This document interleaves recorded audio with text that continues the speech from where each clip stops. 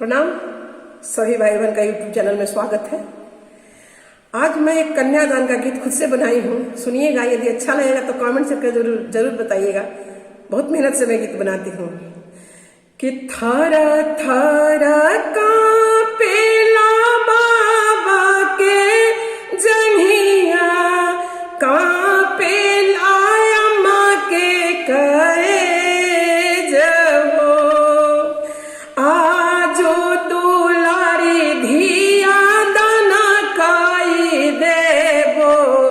छूछ होई है हथवा हमार हो।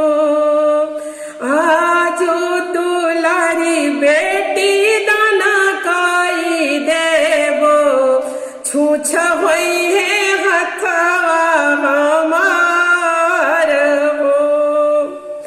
फफकी फफकी घरवा रोवेली बेटी, बाबा मारा कर दी है दान हो।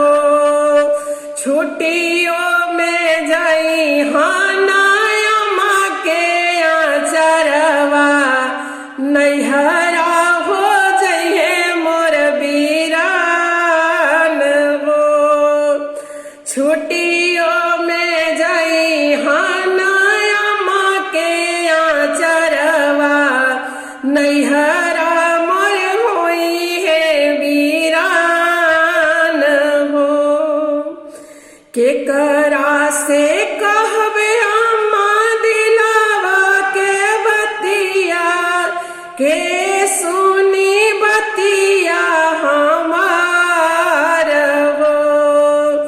के मोहे अहो अम्मा धीरे जा धरई है, केकरा से कहब दिल के बात हो। सासु नदिया हो बैरन लागे, गोतनी मोर बैरन हो जाए हो।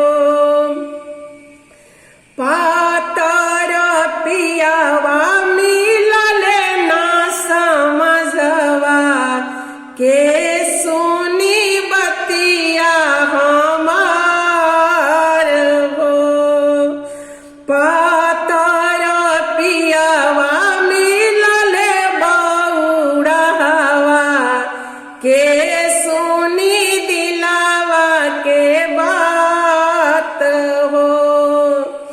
यही सोची सोची अम्मा फटेला कर जावा, कैसे धारू धीरज आज हो।